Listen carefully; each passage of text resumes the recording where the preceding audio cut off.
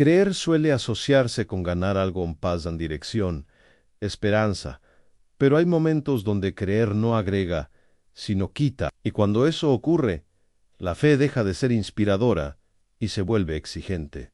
La pérdida no fue simbólica, fue concreta. Algo que tenía valor real comenzó a desmoronarse después de que tomé una postura firme. No fue una consecuencia accidental, fue el resultado directo de elegir coherencia en un área donde antes había concesión.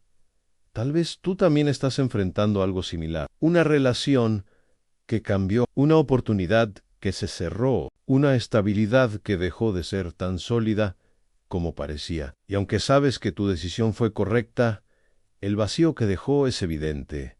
Lo más difícil no fue tomar la decisión, fue aceptar lo que vino después. Al principio intenté convencerme de que no estaban conectadas ambas cosas. Pensé que lo que estaba perdiendo simplemente estaba cumpliendo su ciclo natural, pero en el fondo sabía que mi convicción había alterado la dinámica. Y ahí comenzó el duelo, porque sí, hay duelo cuando pierdes algo importante, incluso si lo pierdes por convicción. No puedes simplemente apagar el valor emocional que tenía. No puedes fingir que no importa. Si no importara, no dolería.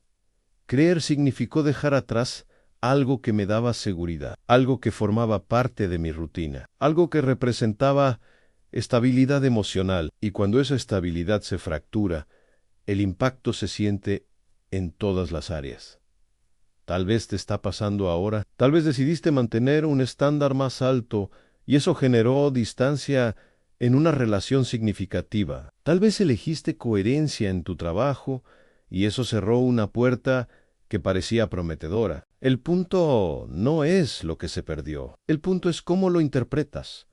Durante un tiempo interpreté la pérdida como castigo, como si el precio fuera demasiado alto. Me pregunté si era necesario llegar hasta ese extremo, si podía haber mantenido ambas cosas sin sacrificar una.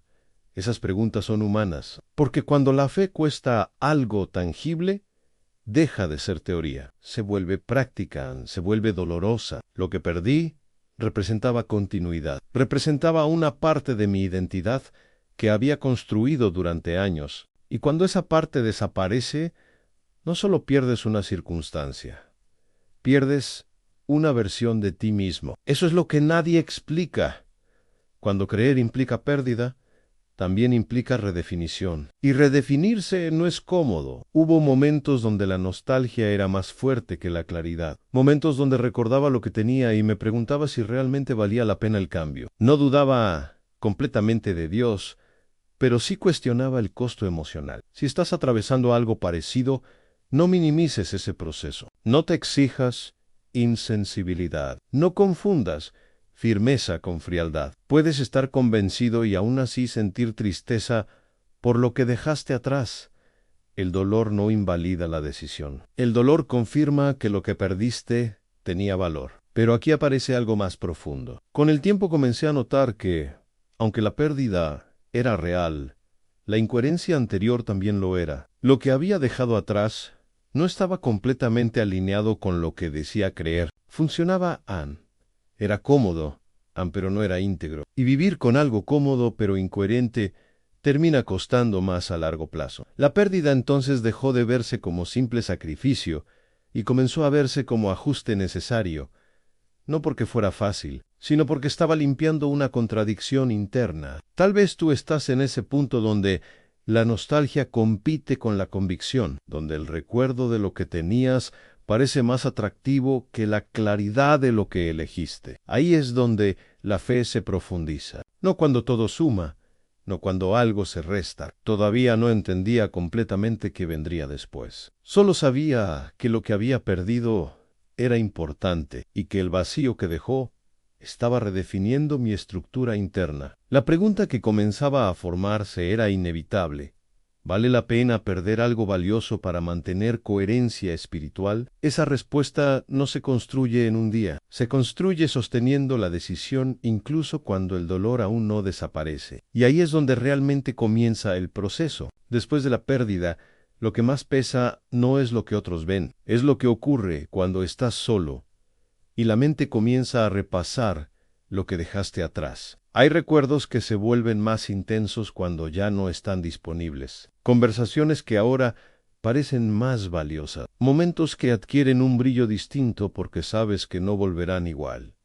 Y ahí aparece la tentación. No necesariamente de abandonar la fe, sino de negociar la coherencia. Pensar que tal vez podrías ajustar un poco tu decisión, tal vez no era necesario ser tan firme, tal vez podrías recuperar algo sin comprometer tanto. Si estás atravesando una etapa así, sabes que la nostalgia puede ser más fuerte que la presión externa.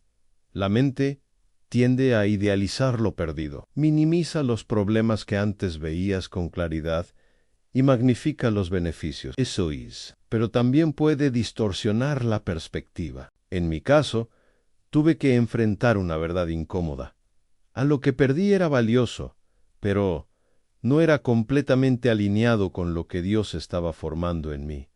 Esa distinción fue clave, porque el conflicto no siempre es entre algo malo y algo bueno. A veces es entre algo bueno y algo necesario, y elegir lo necesario puede implicar renunciar a lo que simplemente era agradable. Esa renuncia redefine tu identidad. Comencé a notar que mi seguridad ya no podía depender de lo que tenía, sino de lo que estaba construyéndose dentro de mí. Y eso es más desafiante de lo que parece. Es fácil hablar de identidad espiritual cuando las circunstancias acompañan. Es diferente cuando esa identidad debe sostenerse en medio de una ausencia visible. Si tú estás viviendo algo parecido, pregúntate con honestidad, ¿estás lamentando lo que perdiste porque era correcto o porque era cómodo? La respuesta no siempre es inmediata.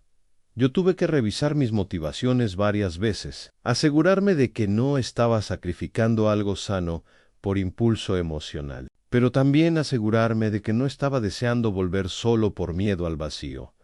El vacío es incómodo, pero también es espacio para que algo nuevo se forme, espacio para que tu dependencia cambie de dirección, espacio para que tu fe deje de apoyarse en estructuras externas y comience a apoyarse en convicción interna.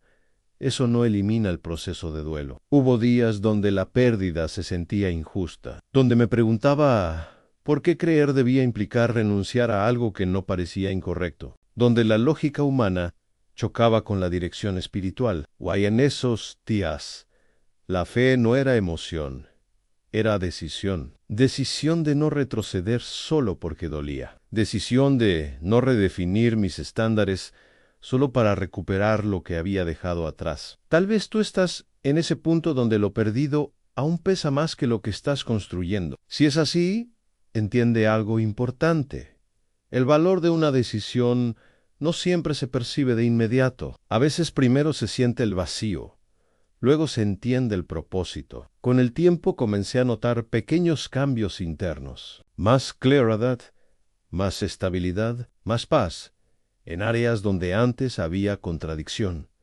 No fue inmediato, pero fue consistente. La pérdida empezó a verse menos como castigo y más como poda. Y la poda, aunque dolorosa, permite crecimiento saludable. No todo lo que se pierde es error.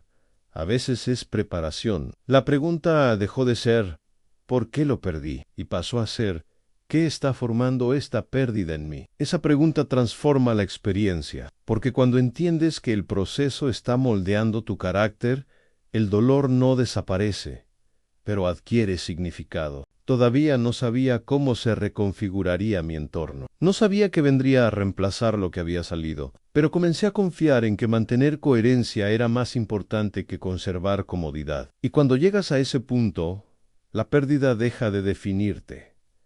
Empieza a transformarte. Con el tiempo entendí que no todo lo que se pierde es retroceso. Algunas pérdidas son ajustes necesarios para proteger coherencia futura. Si estás atravesando una renuncia que duele, no la midas solo por lo que quitó, sino por lo que está formando dentro de ti. La fe madura no siempre suma comodidad, a veces resta estabilidad momentánea para construir identidad más profunda. Y esa construcción casi siempre comienza con un vacío. Gracias por vernos.